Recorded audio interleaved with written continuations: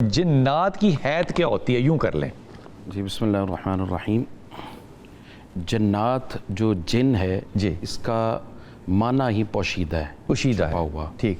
اسی طرح جنان کہتے ہیں دل کو، دل بھی چونکہ سینے اور پسلیوں میں چھپا ہوا ہوتا ہے یا اس کے ارادے چھپے ہوئے ہوتے ہیں، اس لیے اس کو جنان کہتے ہیں۔ جنین بھی اسی سے ہے، بچہ ماں کے بطن میں چھپا ہوا ہوتا ہے۔ جنت چھپی ہوئی چیز ہے، ٹھیک۔ اسی طرح ویسے تو دوزخ بھی چھپی ہوئی ہے۔ جی دوزخ بھی چھپی ہوئی ہے، جہنم ہے، جی، جیم نون اس میں بھی آ جائے گا۔ اچھا، جیم نون جن میں آئے وہ چھپے ہوئے ہیں، جس میں جیم نون ہے، ٹھیک جی ٹھیک۔ اور تو اس کا مطلب کسی نے جن دیکھا نہیں ہوگا آج تک؟ نہیں دیکھا ہے۔ حضور صلی اللہ تعالیٰ علیہ وسلم کی حدیث پاک ہے کہ آپ صلی اللہ تعالیٰ علیہ وسلم نماز پڑھ رہے تھے تو درمیان میں آپ نے فرمایا کہ ایک جن آیا، جس کو حضرت ابو ہریرہ رضی اللہ تعالیٰ عنہ روایت کرتے ہیں کہ اس جن نے خلل پیدا کیا حضور صلی اللہ تعالیٰ علیہ وسلم کی نماز میں۔ حضور صلی اللہ تعالیٰ علیہ وسلم نے فرمایا کہ پھر میں نے اس کو پکڑا اور میں نے چاہا کہ اس کو ستون کے ساتھ باندھ دوں، اور یہاں تک کہ اگر میں باندھ دیتا تو تم اے صحابہ اس کو دیکھتے۔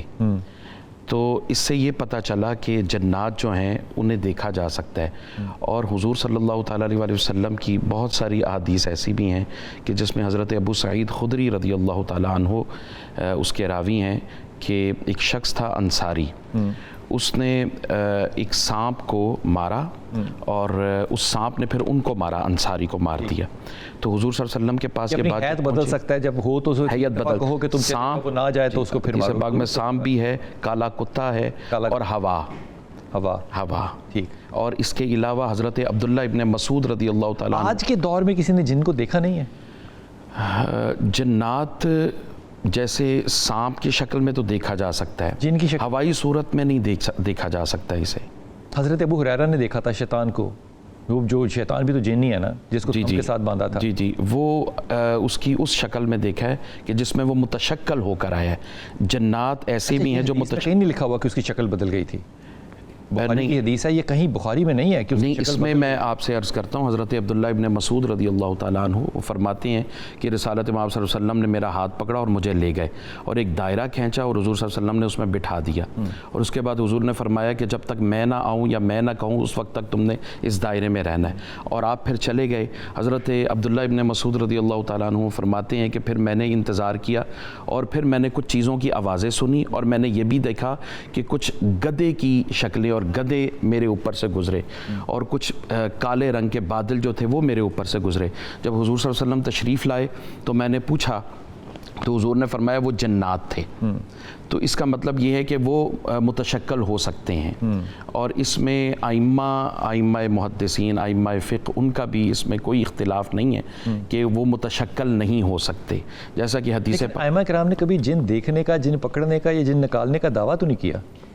جن بنیادی طور پر جب اس کو کہتے ہیں نا کہ وہ چھپا ہوا ہوتا ہے، اسے دیکھا نہیں جا سکتا، اس سے مراد عام فہم ہے کہ عام لوگ اسے نہیں دیکھ سکتے، خاص لوگ دیکھ سکتے ہیں اور وہ دیکھتے ہیں، جیسے انبیاء علیہ السلام نے دیکھا، انبیاء کی ہی فہم کرتے ہیں اس بات میں۔ داؤد بھائی جن دیکھیں کبھی؟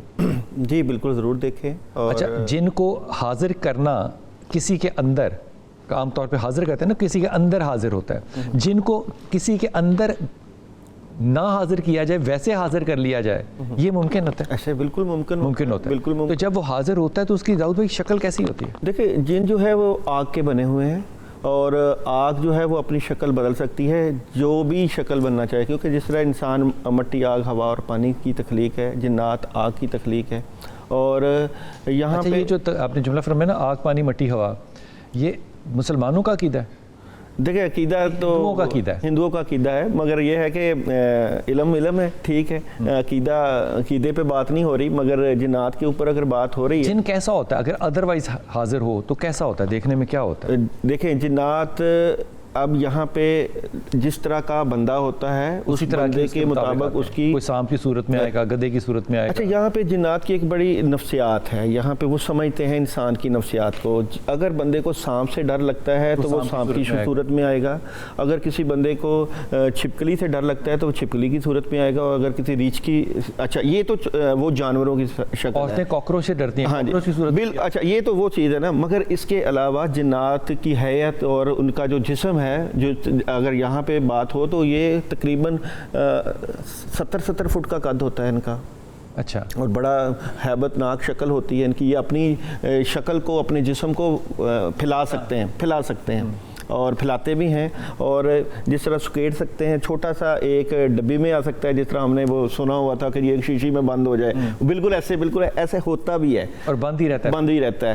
اچھا, یہاں پہ کئی جو عاملین لوگ ہوتے ہیں انہوں نے ایک خاص قسم کی شیشی بنائی ہوتی ہے, جس کے اندر انہوں نے وہ خاص آیات لکھی ہوتی ہیں جو جنات جنہوں نے پکڑنے ہوتے ہیں.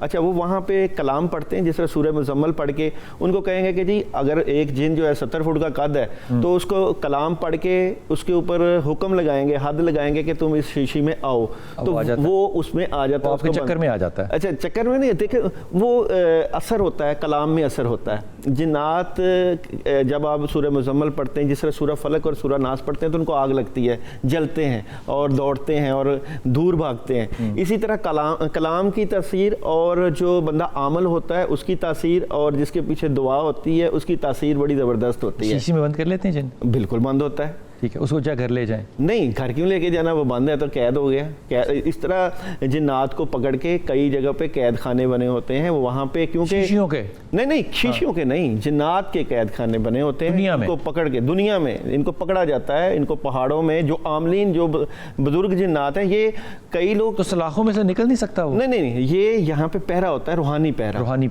پہرا ہوتا ہے.